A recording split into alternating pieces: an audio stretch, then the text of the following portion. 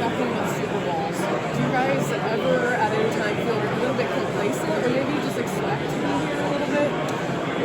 I don't think so. A lot of us didn't like win out or go undefeated in high school and in college. Like, was it Trevor Lawrence type deal? Like, we didn't have that. I went to two out of three bowl games. I think we won. We lost it my freshman year to Justin Herbert. He ran 3 rushing touchdowns on us, and that hurt. Those things hurt. Never winning state in high school hurt. So it's we definitely can look back on those things and realize like, hey, we're lucky and blessed to be here. We know what it's like to be on the other end of things. Obviously, like the NFL is a lot longer season, so it would hurt a lot more. But I think we all have a culture of guys like understanding, giving their insight to these things where we can be prepared. Hopefully we win. We don't have to experience it, but it's life. Has 2 Super Bowl rings helped you not hurt anymore? What's that? Has 2 Super Bowl rings helped you hurt a little less from this? No, never. I think a loss hurts a lot more than a win. It feels good. I think every athlete that's competitive will feel that way. A loss hurts more than a win. Appreciate it. So, Leo, my videographer graduated from the University of Wisconsin in Whitewater. So you're pretty familiar that they're a Division III powerhouse. That's her, by the way. Good, how are you? So, Good. I'm going to hit you with a couple of Wisconsin questions. Then we're going to graduate to the NFL. I know that, number one, I don't know what your thoughts about the 4 Pac-12 schools coming into the Big Ten, but boy, did they get their butts humbled this year like Nebraska did many years ago, didn't they? Yeah, I mean, I can't talk much. I can't be one of those guys that holds on like, oh, the Big Ten. Like, I give my guys in the locker room a hard time. Like, Big Ten's on top, but I'm really rooting for Wisconsin to pick it up this next year. I'm rooting for them. It's looking good with the draft class, but those teams come. They came in and did a decent job. Like Oregon, won the title. But at the end of the day, like, yeah, until they got the cold weather, then we'll see what happened with them. Yeah. So let's get serious about this in the sense where, number one, okay, when you look at Steve Spagnuolo as your defensive coordinator, how much have you learned from Steve Spagnuolo and the rest of that defensive group that you have with the Chiefs? Because I know Steve Spagnuolo could get his pick of head coaching jobs. He could, but all he does is stay with the Chiefs. And all he does, by the way, win that thing that you have on your finger called a ring. I mean, what influence has he had on you? Yeah, I mean, that's a great point. Like, he is such like greatest defensive coordinator of all time. Like, I'm sorry, like that's not even an arguable position probably.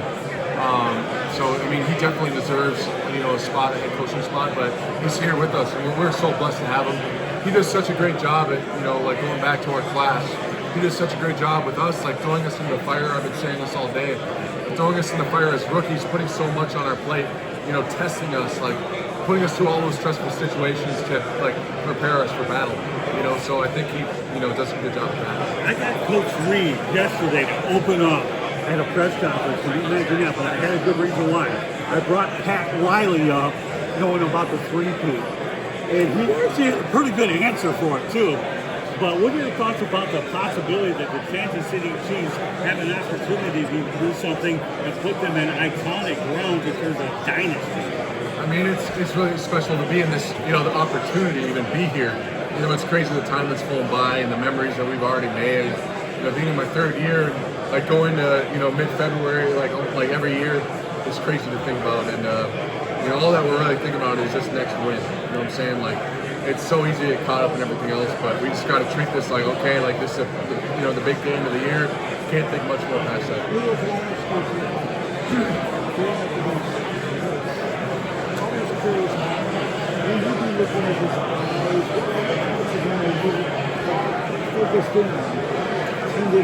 Oh man, I can't give away stuff now. You might see it.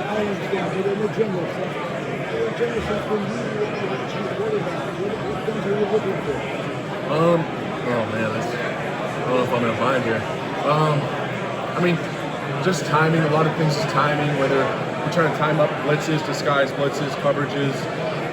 So I'm not going to give exactly what we're looking at, but especially with Coach Speg's system, disguise and timing is everything. So, how much have you studied Jalen Hurts? Do you have a PhD in Jalen Hurts? Oh man, he's a great quarterback, and we have hot folders and lists of film on every single guy across the board. So all that's open to us, and you have to look at the guy that runs it all. So I've definitely watched a lot of him. Hopefully I pick a lot of tendencies, but guys like to change things up. And, the biggest game of the year with more prep time. This is really a trust game. You know what they've done. They know what you've done. They know that you know that they know. And it's like the dodgeball. It's like, you know that I know that you know. Yeah, I mean, like with extra time, you really got to like kind of play that cat and mouse game. It's like, all right, like, do you study this? Do you go look at all these tips and tendencies, or like do you go like spend all that time and do you want to be focused on that in game on that a lot, or do you just want to see like, okay, like the overall picture of things, what you think they'll do based off that? Because if you spend too much time focused on individual tendencies, like it's so easy to like change something up in game in this Super Bowl. I love the dodgeball reference with Hagan. You talked about Zach Bond being a big fan of his game. When you played with him previously, did you know that he had this? Yeah, I mean, being an edge rusher or like outside linebacker in Wisconsin, like he had 13 sacks, I think it was, like, and he was somebody like TFLs, like somebody hyping everybody up, like like his whole college career, he was making plays. So I'm in no way surprised like what he's doing now. And honestly, I mean, maybe I am, because he's able to get off the ball, and make plays, forcing fumbles, TFLs, total tackles. Like it's shocking, like to see that, like go off the ball to off, or on the ball to off the ball, and make all those plays. So for anybody to do that, it's crazy impressive. I know that you quoted, you have a pretty good defense here. Do you think he should be in the conversation? Should he win defensive player of the year? Zach, I hope not, because that wouldn't look good for us. But we'll see how it goes. He's played really well in all these big games, so we'll see how it goes.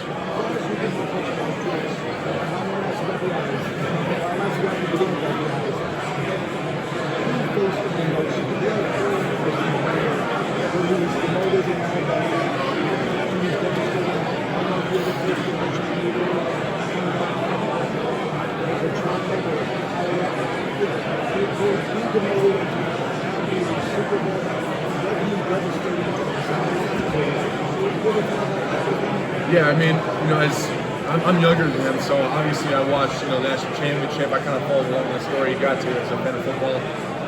But all along, I saw a dude that's just professional. Like he's just stoic. You know what I'm saying? Like I feel like he's just like a cold, stoic, passionate, still passionate, obviously. And it just seemed like none of it affected him in a negative way. Like I feel like he's just always been a cold, just like smooth, like business type guy. And obviously, like he's leading all the guys around him. So I've been really impressed. I've been a fan of that. Just the way that he's able to handle, setbacks and really rise to the top and respond to certain things. I'm assuming that when you're that high up, staying for the commission could be devastating. What does that say about his mental fortitude? Like I said, like I'm a fan of it. That's crazy. I couldn't imagine, something like that happening to me, and just like doing what he did after it. Like transferring and then all the success he had after it. And it's crazy, the comeback story with that. And I mean, it's not really a comeback. He's always been a great player. So it's impressive. You talked earlier about preparing to stop Saquon Barkley. Every team is trying to stop him. To stop him. When you saw that he signed with the Eagles, what was your initial reaction?